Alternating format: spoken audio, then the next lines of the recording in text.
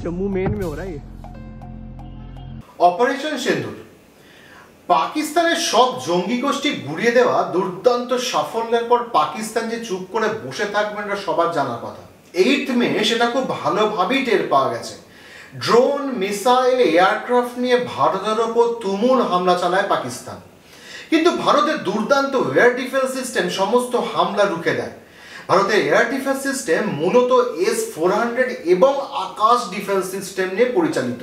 আজকে আমরা আলোচনা করব এই দুটি সিস্টেম কি করে কাজ করে, যার ফলে আমরা নিশ্চিন্তে বাড়িতে বসে থাকতে পারি যে আমাদের অন্তত ভারতবাসীদের উপর আকাশপথে কোনো রূপ হামলা হবে না। নমস্কার, আমি দিব্যেন্দু, ইন্টারজিও চ্যানেলে আপনাদের সবাইকে স্বাগত।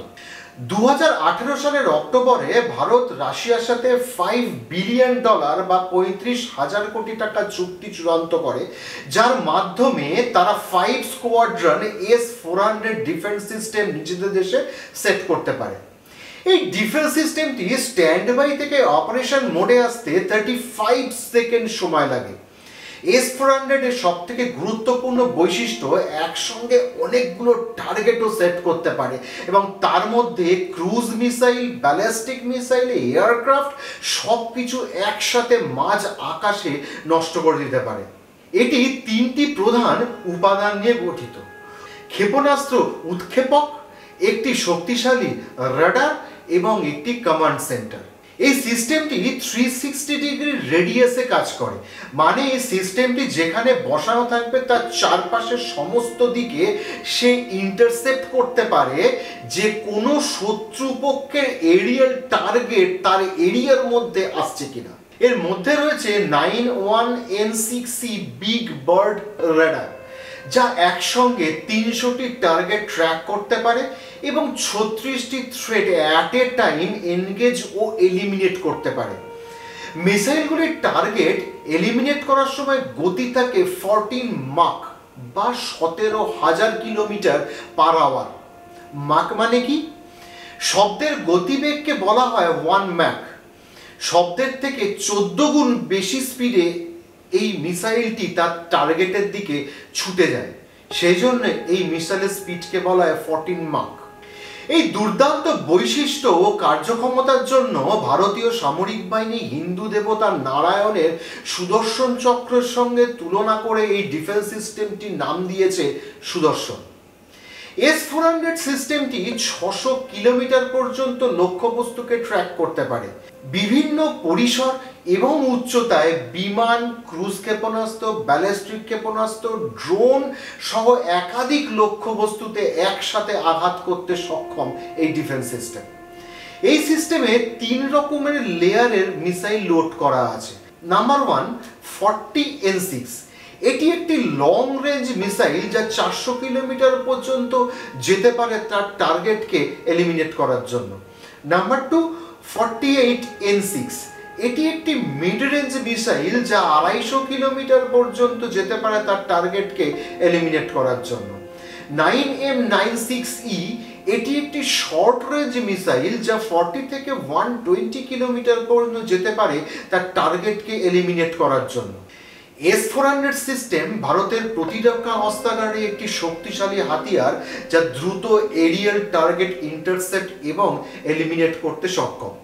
S-400 এর চিত্তাকর্ষক দূরপাল্লার ক্ষমতার কারণে ন্যাটো সদস্যদের কাছে এটি একটি বড় থ্রেট হিসেবে দেখা হয়। এটি প্রায় সব ধরনের আধুনিক যুদ্ধ বিমানের সাথে যুদ্ধ করতে পারে।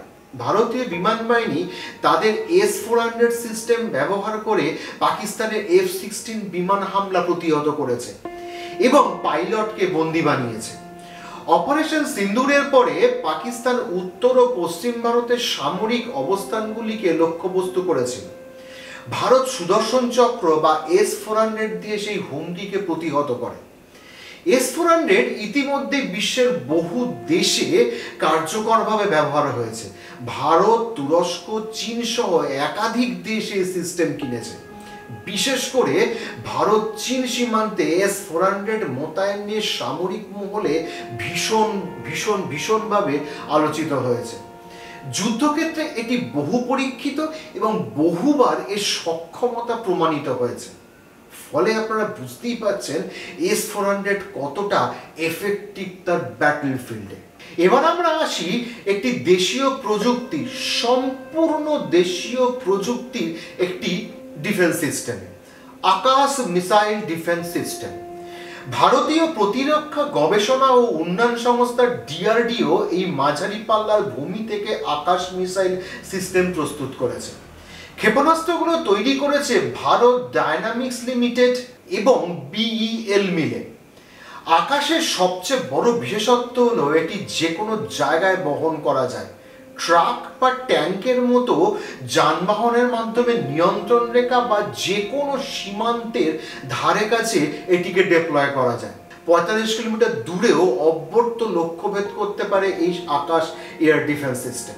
18,000 মিটার পর্যন্ত উচ্চতায় এটি যে কোনো যুদ্ধ বিমান, ক্রুজ মিসাইল এবং আকাশ থেকে ভূমিতে নিক্ষেপযোগ্য যে কোনো মিসাইলের পাশাপাশি ব্যালিস্টিক মিসাইলকেও এটি নিষ্ক্রিয় করার ক্ষমতা রাখে।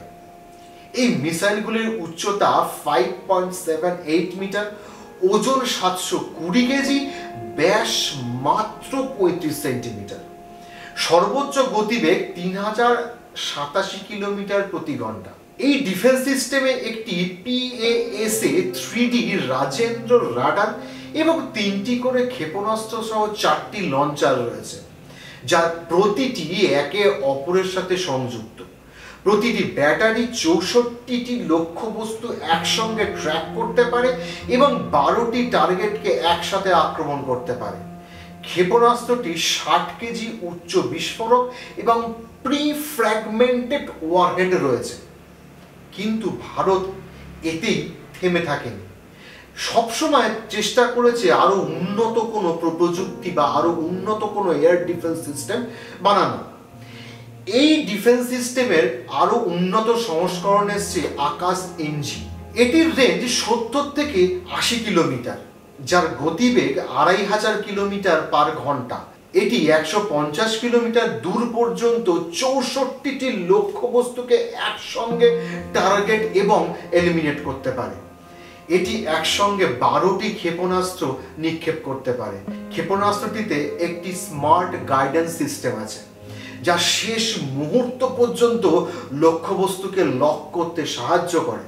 খুব সম্প্রতি J-17 ফাইটার এয়ারক্রাফটকে ধ্বংস করে দেয় আমাদের দেশীয় প্রযুক্তিতে তৈরি এই আকাশ এয়ার ডিফেন্স সিস্টেম। ফলে বুঝতেই পাচ্ছেন এই দুটি এয়ার ডিফেন্স সিস্টেম ভারতকে কতটা শক্তি দেয়। শুধু শক্তি নয়, ভারতকে কতটা বিদেশি শক্তির আক্রমণ থেকে বাঁচিয়ে রাখে।